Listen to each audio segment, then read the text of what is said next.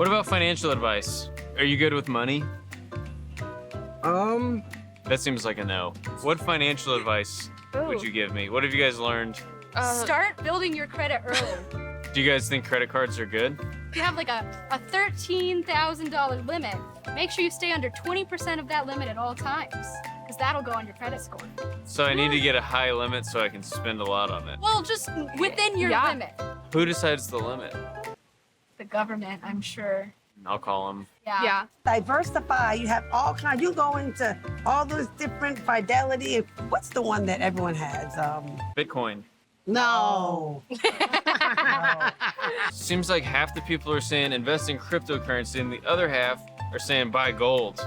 Now, I would say that's a better bet. Buy gold? Yes, it's tangible. Isn't that just for like old people that do that? No.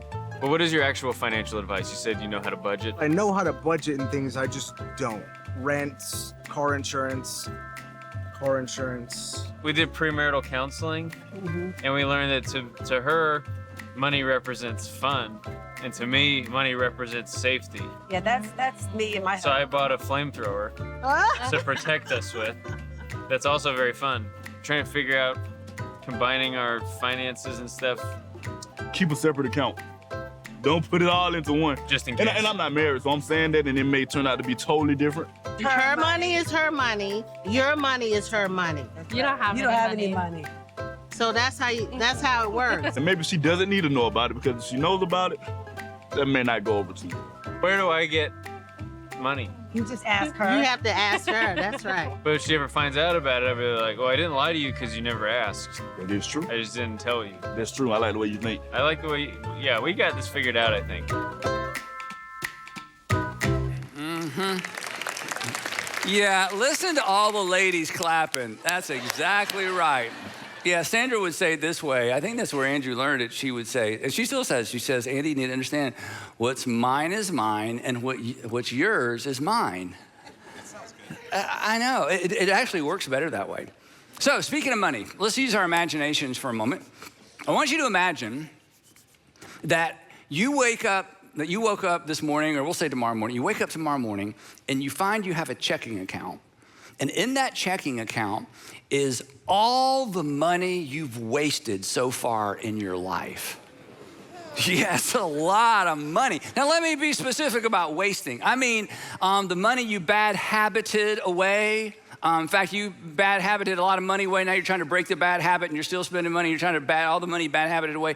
The money you consumer debted away, like you borrowed money on stuff. You don't even have the stuff. You might still be making payments, or you just look back and go, that's just embarrassing. Whatever happened to that thing away, you know, the money you bought this thing. You don't even know what happened to the thing, the money you spent on that. I only wore it once away. Ladies got any only wore it once. It looked so good, and then you wore it once, thought I hate that, or you saw somebody else in it and they looked awful, so you thought you looked so it's still in your closet, and you're just like, so imagine, I could go on and on. Imagine, if suddenly you woke up with a checking account and you had cash for all the stuff you'd wasted money on your whole life. But here's the catch. But the only thing you could do with that money is give it away. You could give it away immediately, or you could give it away over time. But wouldn't it be fun to have a checking account with all that money you'd wasted, and you have to give it away, either immediately or over time? You know what? That would just be fun. So hang on to that thought. We'll come back to it in just a minute. Today, if you're just joining us, we are in part 5 of a 6-part series entitled, You'll Be Glad You Did, Timeless Advice for Troubled Times. So this is a series just about advice. And the reason we're doing this series is that we've all lived long enough to have made some decisions we're glad we made. We've all lived long enough to have developed some good habits that we're glad we developed. We've all lived long enough to have some regrets and face the consequences of some bad decisions and some bad habits. In other words, and this is where the title came from, we all have stories. We all have stories that end with either, I'm so glad I did, or I certainly wish I had, or I'm so glad I didn't, or I wish I Hatton. So what we're doing in this series, this is a series of unoriginal, you'll be glad you did advice. It's just an advice series. These are not moral or ethical imperatives. These are not rules you have to keep. But if you'll take this advice will keep you from breaking the rules that have the potential to break you, to break your heart, or as you're gonna see today, keep you from going broke.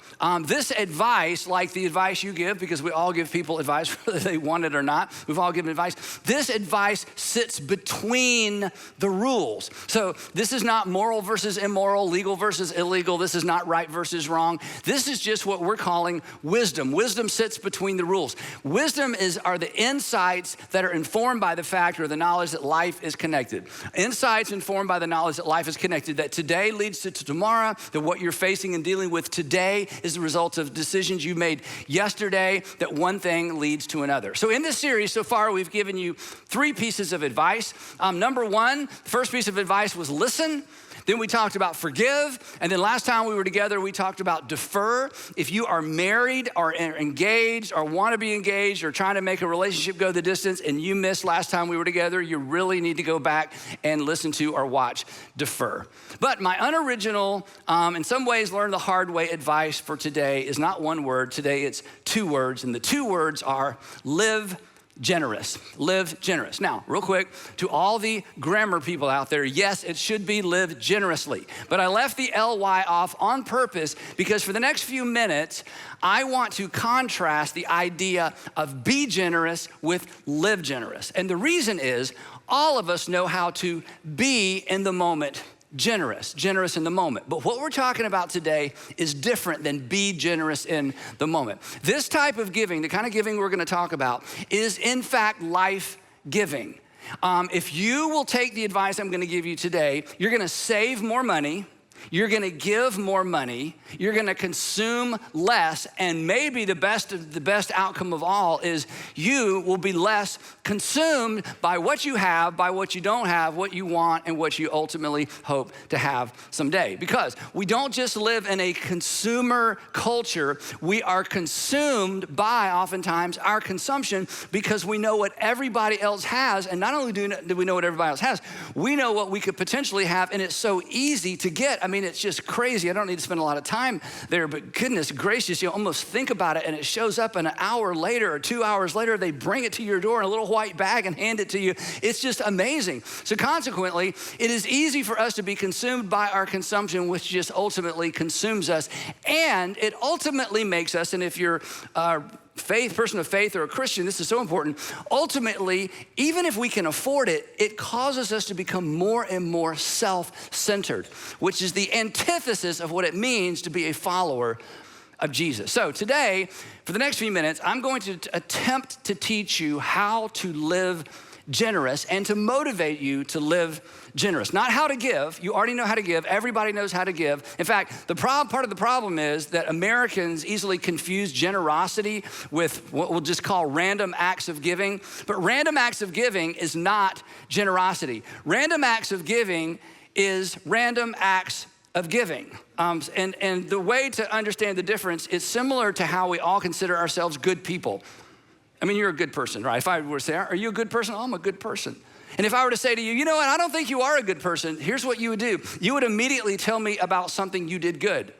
Because I did that, I'm a good person, right? This is why you cannot win an argument with your spouse. If you're married, you cannot win an argument with your spouse because whatever, this is kind of a different topic. This should have been last week, the last time we were together. But whatever you accuse him or her of doing or not doing, they can point to a moment in time when they did the thing you said they never do or didn't do the thing you said they always do, okay? You could always, in other words, what do you mean I don't help around the house?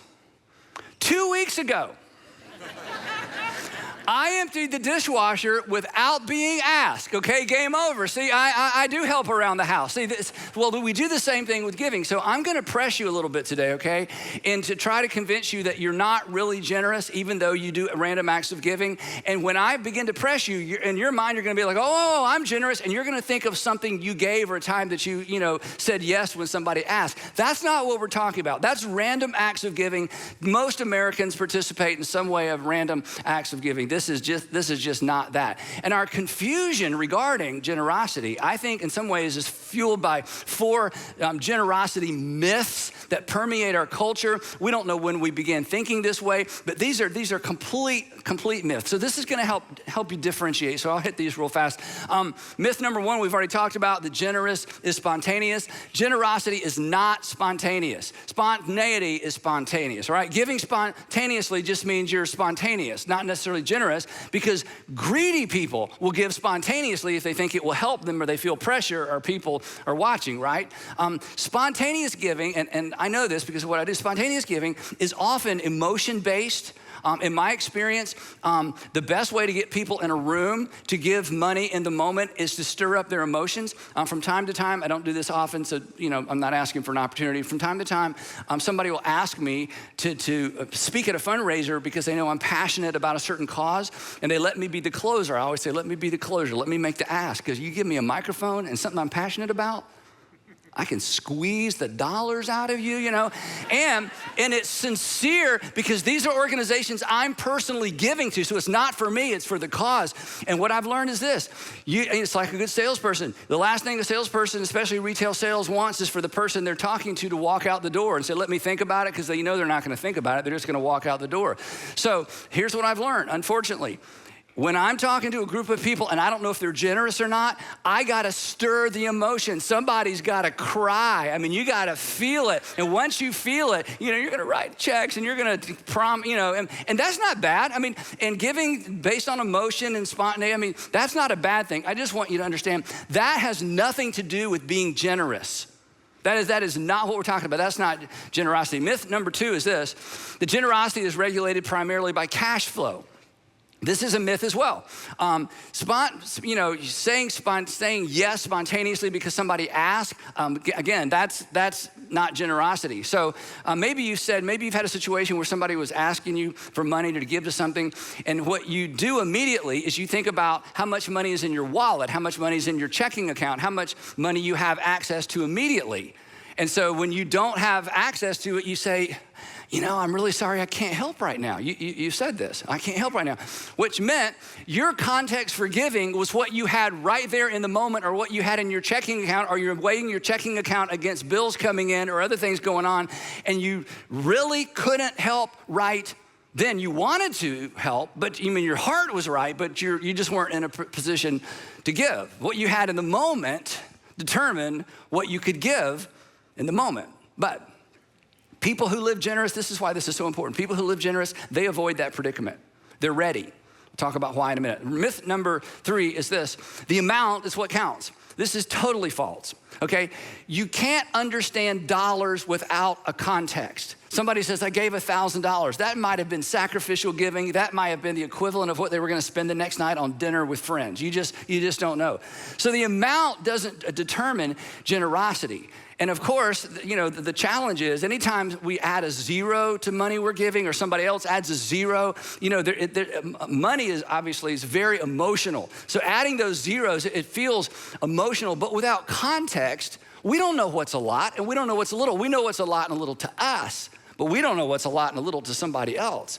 So the amount is not what makes generosity generous. Boy, she gave such a generous contribution. Well, again, you don't know if it's generous or not. You don't know the context she gave out of. You only know the context that you give out of. So consequently, sometimes we think, oh, well, I don't need to give. I can't give much, so I shouldn't give at all. No. Generosity is not about the amount. The amount is not what counts. In fact, interestingly enough, on this point, Jesus actually addressed this one directly. And this is a famous story you've probably heard before. If you grew up in church, or even if you're not a church person, I bet you've heard this story. He is with his disciples. They're visiting the temple. The temple is up on we call it the Temple Mount. You have to go up these stairs, you get up there. And then on the Temple Mount is the actual temple building. And depending on when you drop in historically, the Jewish people would have a treasury. We don't know if it was a canvas thing or like a barrel, probably wasn't a barrel, but there was a thing that you drop money into as you go in, go out. Sometimes people say it was the temple tax, others say it was the tithe. It could be a combination. So Jesus gets to the temple and he pulls his guys off to the side. He says, I just want to watch for a moment. So they're watching people come in and out of the temple. And the text says that as Jesus looked up, he saw the rich. Now, how did he know they were rich? Well, the way they were dressed and who they were traveling with. He saw the rich putting their gifts or their money into the temple treasury, and this was something you did publicly. He also saw a poor widow.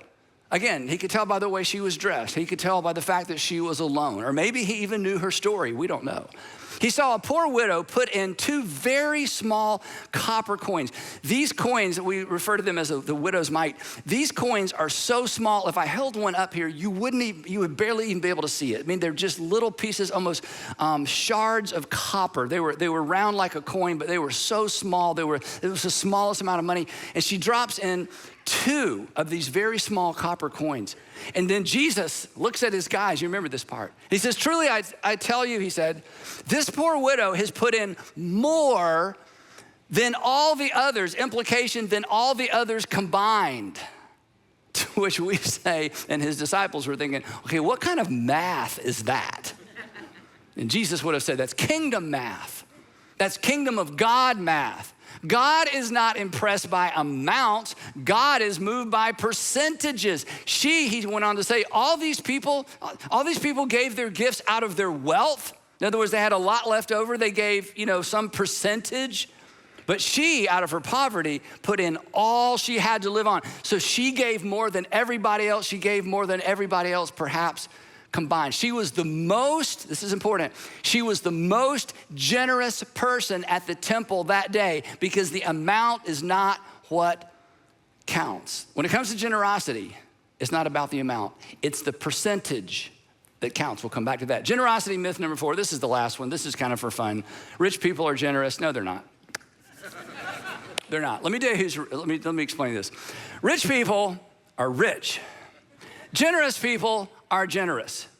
And the 2 aren't necessarily the same. In fact, there's no necessary correlation. In fact, the truth is, and some of you can attest to this because of the way you grew up or maybe the circumstances you're facing now, poor people, and Jesus just illustrated this in this little snippet of narrative we looked at, poor people are generally far more generous than wealthy people. And here's one of the reasons why. Because poor people, truly poor people, they are not trying to save their way out of their poverty. They're trying to survive. They aren't saving to get ahead because they know getting ahead financially is virtually impossible.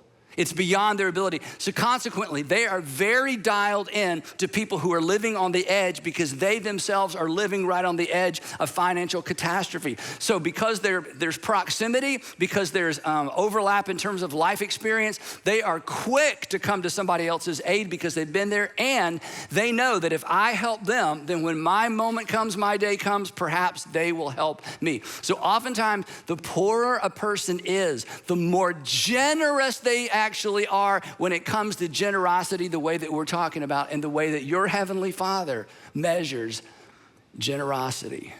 So, generous living, what does that look like? It's not the amount. It's not, it's not responding to an ask. It's something entirely different. And let me just put this in a little personal context, okay? I'm gonna push hard on this, and here's why. This is so important, especially if you're a Jesus follower. I'm telling you, this is so important. If you're not a Jesus follower, there's something to be learned and something to be gained, but if you're a Jesus follower, this is so important. And I wanna say up front, just full disclosure, this is easier for me than it is for many of you, or maybe most of you, because of how I was raised. My parents would give me my allowance in dimes, so I could easily pick out the 10% that would go to the church. I remember the first time I gave $100 when I was in high school. I gave $100 to this thing we're doing at our church. And I just remember sitting in the pew wrestling. I would say kind of wrestling with God or wrestling with my conscience. $100. I was working minimum wage at, Winn-Dixie cleaning the meat department. Another story for another day. But I just remember, I was just raised that the first money, when you get money, the first thing you do is give it. So it's been the habit of my life. I'm not asking you to do anything I haven't been doing literally all my life, but I was raised that way. But for some of you, this will require an adjustment, but I'm telling you, if you will do what I'm about to ask you to do, you will be glad you did. You will be glad you did. If nothing else, you will be less consumed and controlled by our culture of consumption, because this is the way forward. So real quick, I'm gonna give you a definition of generous living or how to live generously. It's very clunky. I made it up. You don't have to memorize it because I'm gonna walk you through it. So here it is, generous living. Here's what we're gonna learn to do. The premeditated, calculated, designated emancipation of financial assets. Hold your applause. That's right. The premeditated, we're going to talk about that. Calculated, designated emancipation, that is the liberation of our financial assets. So the first word is premeditated. In order to live generously, in order to live generous, you have to have a plan. Look up here. I don't care how much money you have, how little money you have. If you don't have a plan, you will not and you cannot be generous. If you don't have a plan, it is impossible for you to be a generous person. You will confuse random acts of generosity with generosity, but you're not necessarily a generous person because without a plan, you don't know. You have to have a plan. You will be a consumer and you will be what I call a triple S giver because you're gonna give. We all give. The triple S giver, spontaneous, we talked about that in the moment. Sporadic, just kind of here or there when people ask me for it. In fact, you're gonna wait to be asked. And sparing, you will never give as much as you can actually give without a plan. You will feel the strain of what you give, but you will never maximize your potential to give without a plan. It is impossible. You've got to have a plan. Now, some of you say, well, I'm not really a numbers person. Doesn't matter. Some of you are like, I'm too much of a numbers person. Live meticulously by a budget. So what? If you don't have a giving plan, you are not going to live a generous life. Now, years and years ago, one of the things that helped me with this, I read a book by Ronald Blue. He's written a bunch of books on financial investing and inheritance. All kind of great books he's written. An extraordinary gentleman, good friend of mine. But the first book I read by Ron Blue was actually his first book. And in the book, he made this point. He says there's basically only 5 things you can do with money. Here's Ron's list. You can spend it, repay debt, pay your taxes, save it, and give it. And when I saw this list and when I read this list, I remember thinking, that's actually the order that we live in, and it's actually the order most people give in, which amounts to this. Me first, creditor second, government third, me fourth, others last. Now, this is actually me second because the things I've borrowed money on are for me. So it's me, government, me, others last. Now, look carefully. This is important. Look up here. If you're not a person of faith, okay, you should think about this. This is a little bit incriminating, especially if you think, oh, I'm a generous person. No, if giving is last, you're not a generous person. You've put yourself ahead of pretty much everybody else, okay? But hey, if you're not a person of faith, that's up to you what you do with it. If you call yourself a Christian, if you're trying to be a Jesus follower, you can't live like this. You can't. If this is a reflection of your money, you are not following Jesus. You may pray, you may believe, you may be offended that I'd say that. How dare you say that to me? Just read the Gospels. If you think I'm being hard on you, just read the Gospels, okay? You can't follow Jesus if other people are last in any capacity, because the whole idea of following Jesus puts others first because he put you first. This is why Jesus said so much about money. Because money is oftentimes the key, and food, but money is the key to our heart, right? And it's the thing that determines where our heart is. Where your treasure is, your heart is. Where your heart goes, your treasure goes. Jesus knew this. He didn't need anybody's money. He wasn't even around long enough to spend much money, right? He understood the power of money, and he understood that if his Father's kingdom was going to be first in our practical everyday lives, his Father's kingdom had to be first in our practical everyday finances. We are called to be others first people. And if others are last in the way we manage our money, we are not others first people. I don't care how you pray and I don't care how you feel. That's just the way it is. If you think I'm being hard on you, just read what Jesus says about money. And here's the other thing. You live this way long enough as a Christian, you will be a hypocrite. Let me predict your future for you, okay? Some of you have already been there. Here's what I mean by you'll be a hypocrite. Live this way, and eventually when you hit a financial bump, you know, you lose your job or you go through a divorce or, you know, there's some other financial thing, you take a hit. Do you know what Christians do when they have problems? They pray. That's what we do. In fact, you may not have prayed in a long time. It's like, oh, God, help me. And when you have a financial bump or take a financial hit and you pray, you're a hypocrite because here's what you're doing. You're saying, God, I want to invite you in to my finances.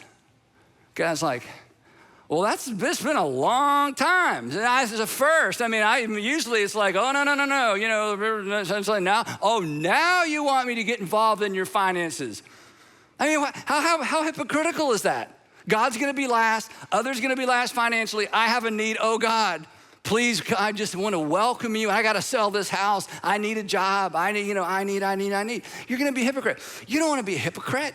You don't even like hypocrites. None of us like hypocrites. So you need to reverse that order now as a Jesus follower. And it's not that you shouldn't pray when you hit a financial bump. Of course you should pray. In fact, many people come to their senses financially when they hit a bump and they finally reverse that order and invite God into their finances, not in the moment of crisis, but habitually as a way of life. And that's what I'm inviting those of you who consider yourselves Christians to do. To not do this, you are treating your Savior as a helper, not a king. Come help me, but I'm not gonna follow you. Come help me out, but once you bail me out, I'm not gonna follow you. And Jesus didn't come to be your helper. He didn't come to be my helper. He's a king who came to reverse the order of things, that makes marriage a submission competition, that says, I want you to look for ways to go to the back of the line. For even the Son of Man did not come to be served, but to serve and to give his life a ransom for many. And if you're gonna follow me, how dare you put giving at the end of the line? I mean, what does that say about your appreciation, your confidence in God? So that has to change, right? But otherwise, you know what? We're consumers, but we're not followers. That brings us to calculated. Aren't you glad we're moving on? The premeditated, calculated. Okay, here's the thing. Here's how generous people think. Generous people pre-decide. That's what calculated means. Generous people pre-decide. They don't wait to be asked. They don't wait to be asked to see what's in their purse or in their wallet and their checking account, or I got to think about it. Let me kind of get home again. No. They have pre-decided. They've pre-decided an amount or a percentage, and percentage is better because percentage rises and falls with income. They pick a percentage and they set it aside, and that money is as good as given. It's just, this is so fun. It's just waiting for an opportunity. The way I was raised and the way I've lived my life, and you can do this any way you want to, there's no rules. I just figure when money comes to me, I need to immediately put a percentage away. I immediately give a percentage to the things that I feel called to give to. We'll talk about how you figure that out in just a minute. It just goes. I want it to be first. I want you to know, God, this is coming, but you know what? I'm gonna give first, because Jesus said in the context of money, we love the verse, but we forget the context. Seek ye first the kingdom of God. In other words, when something comes your way, you put God's kingdom first. And money is the most practical way to do that. So people with a plan, people who are generous, they have a plan and they have pre-decided. They've pre-decided what percentage or what amount of money to go. It's just done. It's just waiting. It's just waiting to be allocated, because in my mind and your mind, that money is gone. Either immediately, or if you have some big financial opportunity or some big financial event and you got money coming your way, you just take it and you set it aside and you say, you know what? That money is as good as given. I can't wait to find out where it goes. And let me tell you this, no matter how much money you make, okay, now if you're in it right now, you're looking for a job and things are upside down, you take this in context. For most of us, no matter how much money you make, to have a plan and to have picked a percentage and to choose where that percentage goes, I'm telling you, it puts the fun in funding, it brings the joy to giving, it brings the joy to life, and it is a keystone habit. Giving first is a keystone habit. It will impact everything else you do financially, because when you flip that script, when you flip that list, I'm telling you, it impacts everything. Besides that, we never miss money that we give away. So back to our definition. Premeditated, calculated. Next up, designated. That means, this is so fun, generous people have already decided ahead of time where they're going to give or allocate their giving money. Generous people don't have to be asked. Generous people don't wait to be asked. Generous people are proactive. They've discovered, here are the things that are important to me. Here are the things that are making a difference in the world. I'm gonna let them know I'm gonna be proactive in my giving. I'm gonna go ahead and designate this. This doesn't mean you don't give sporadically. This doesn't mean you don't give spontaneously, but that's the add-on giving. Generous people have already decided. And I'm gonna give you a tip in terms of how to decide. Always give from a grateful heart and a broken heart. A grateful heart and a broken heart. You need to ask personally, or maybe as a couple if you're married, or as a family. In fact, if you've got kids who are old enough to participate in this conversation, it's so much fun. We did this with our kids. My parents did this with me. I can still remember sitting in the den around this little pecan, coffee table talking about where we were gonna give money. But you decide, you ask these questions. What are we grateful for, and what breaks our heart? So let's talk about this one first. What am I grateful for? And the way that this question has to do with the things that benefit you. What are the things that are coming your way and you're so grateful for that you want to donate to whatever organization is that has benefited you or your kids or your family? This is why. If you are grateful for your local church, you should have a plan for giving to your local church. This is crazy. When I meet Christians, like, well, the church got all the money. Well, it doesn't matter how much money they have or whether they need it or not. This isn't about need.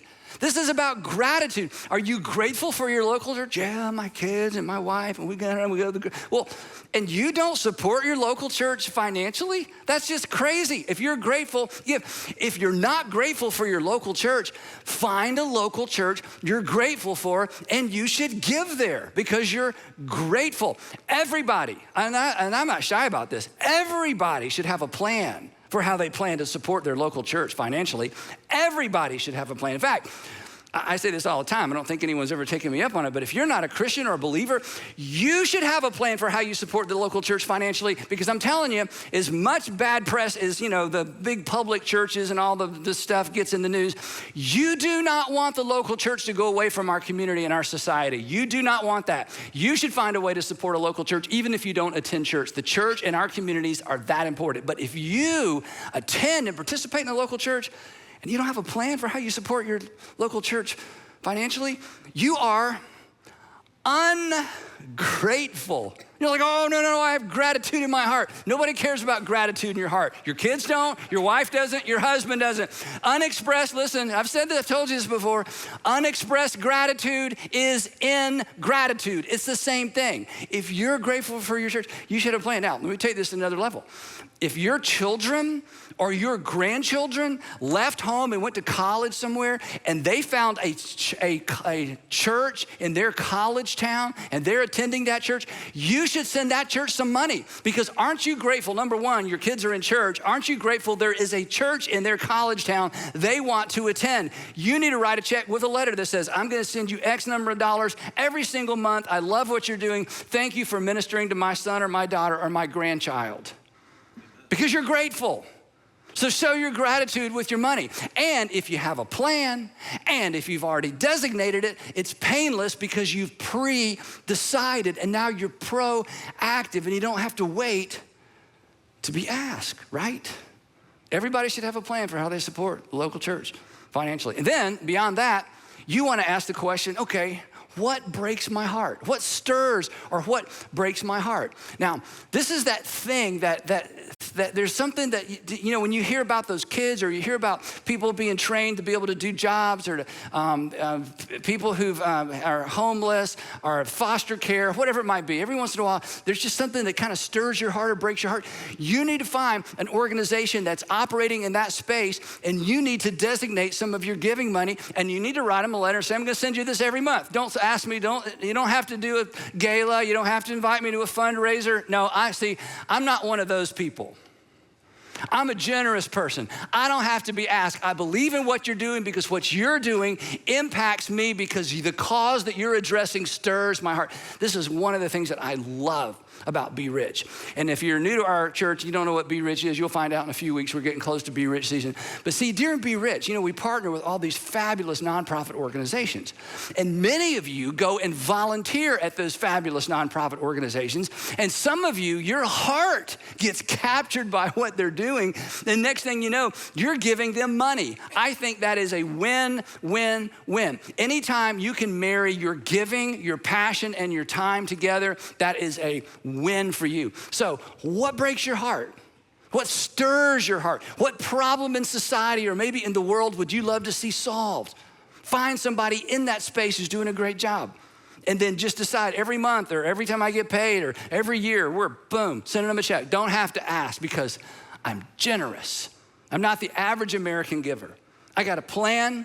I've picked a percentage and I'm designating it based on what I'm grateful for and what stirs or breaks my heart. This is what connects your heart. This is what connects your heart to your giving. Now, another way of saying all this is this. Saving prepares you to say yes to you, and you should save money. Living generous, this is what's so powerful. Living generous prepares you to say yes to what's important to you. And look up here. If you don't have a plan, you won't be ready. If you don't have a plan, you will be inconsistent. If you don't have a plan, you'll be thinking, how much is in my checking account? That's how everybody else does it.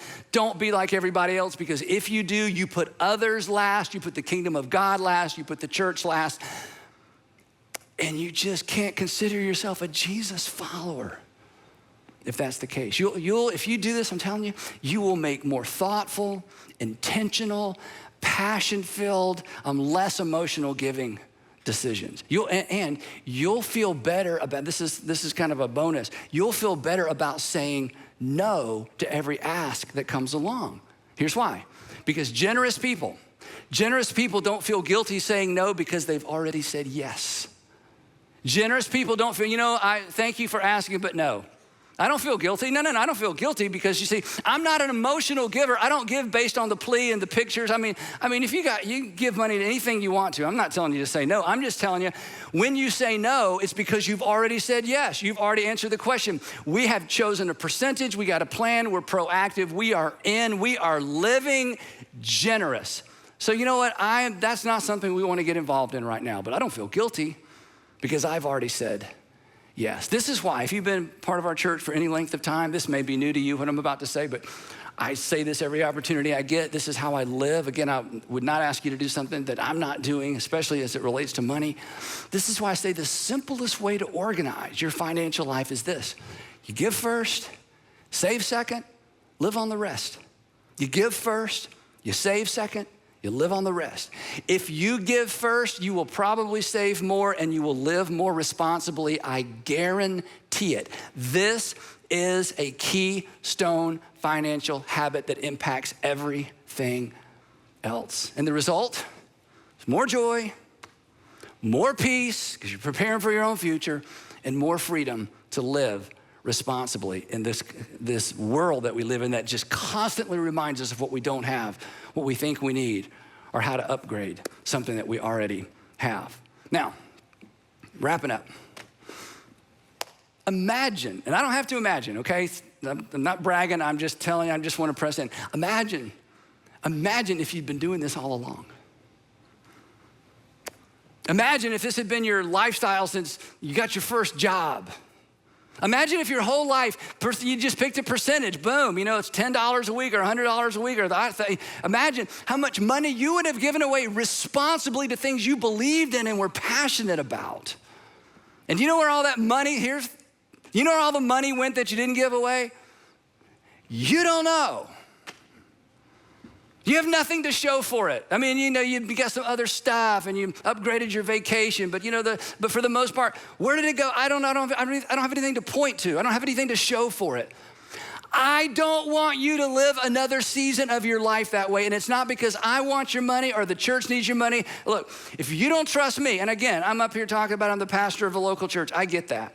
But you know what? I'm responsible for your fellowship, and I'm responsible for your discipleship.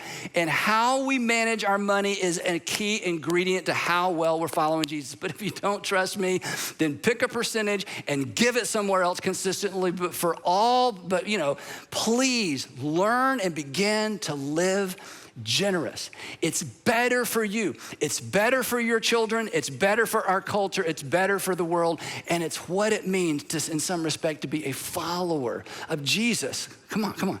For God so loved the world that he gave. That's what people who love do. That's what grateful people do. That's what passionate people do. That's what organized people do. So I'm challenging you to begin living generous. Again, back to where we started. Imagine if you had that checking account, all the good you would do and all the good you could do. And you know what? You're generous in your heart. I bet most every one of you are generous. I wish I could do more. Hey, do you really wish you could do more? Well, I did before you preached the sermon. Now I'm kind of afraid to answer that question, because if you wish you could do more, you could do more. I'm telling you, you have no idea what your giving capacity is until you have a plan.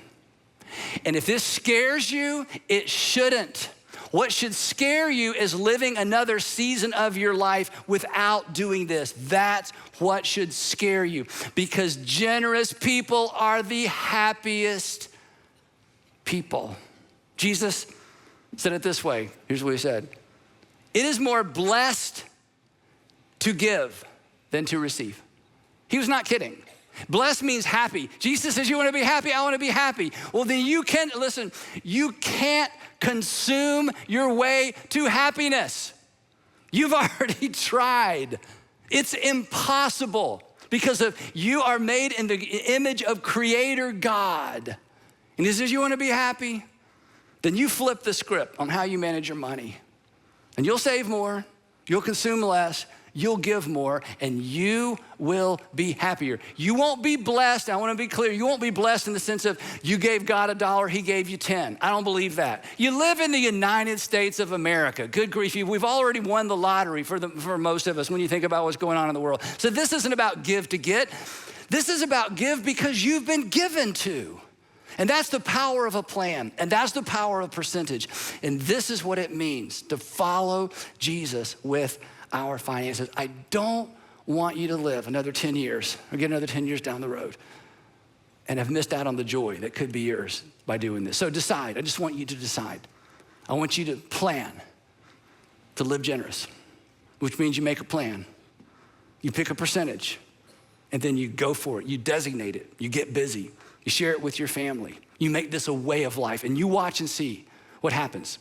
You watch and see what happens to you on the inside and in your heart, and watch and see what happens in your finances. It is a keystone habit. It has the potential to change everything. So give generously. More important, live generous. You will be glad that you did. And we will pick it up right there next time as we conclude our exciting series. You'll be glad you did. Timeless advice for troubled times.